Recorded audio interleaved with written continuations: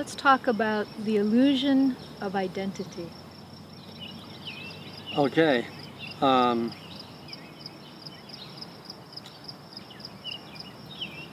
We are, human beings are these creatures that create identity for ourselves since the day we were born, right?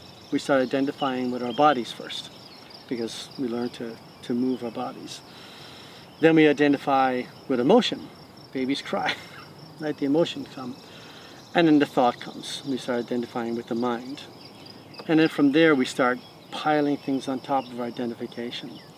And that goes, the physical part goes outward into things that we want to own, whether it's a house or a car or a boat or whatever it is. And we become so identified with that.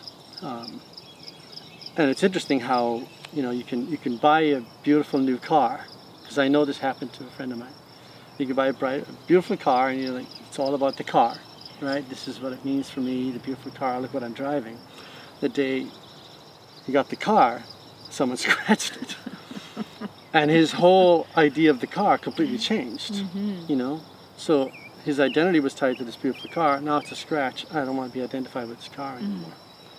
And that there's an illusion there because you can't be identified with the car anyway. You've heard of David Copperfield, right? The magician.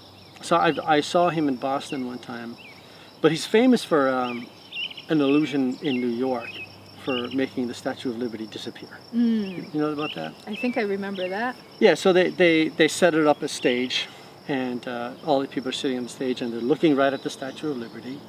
They close the curtains, and when they open them, the statue's gone.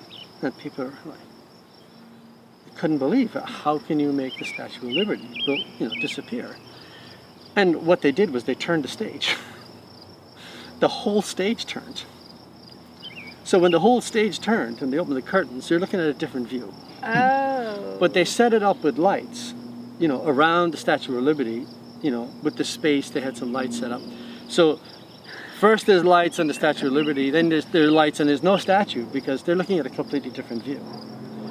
And so they didn't realize that someone was tampering with everything behind the scenes, right? So that's the illusion, right? There's an illusion that, is going on that you're not aware of, and you think, oh, there's reality, think something has changed in reality when there's just an illusion, right? The thing that happens to us as human beings is that we're the ones creating the illusion for ourselves. We're turning the stage for ourselves, and we don't even realize we're the ones turning the stage. And so we're creating this identity, right? This false identity for ourselves, and we're looking over here, and we're the ones who turned the stage, and we're not aware that we're turning it. So you're saying all of this is an illusion that I'm creating within me, and No. I'm the one that's turning the stage? No, what you're looking at is there. Yeah. How you're looking at it is the illusion, right? You're looking at it everyone's looking at the same thing from a different perspective, from their own identity, right? And it's an identity that you created. So one person's stage might be here, the other person's stage is here, the other person's stage is here. You're all looking at a different view, right? Yes. But this is the same. You're just looking at a different perspective. Right. And you're the one creating the movement behind the scenes, and you're not realizing you're doing that. So if I look at a tree, everyone looks at the same tree, but you're looking at it through the filters of your own identity. And what does that mean for you? When you look at the tree, what does it mean for you? And that's simply based on how you identify with the world. What's important to you, whether you're identified with your emotions, with your mind, with your physical, with the material in the world, what it is you build your identity around, that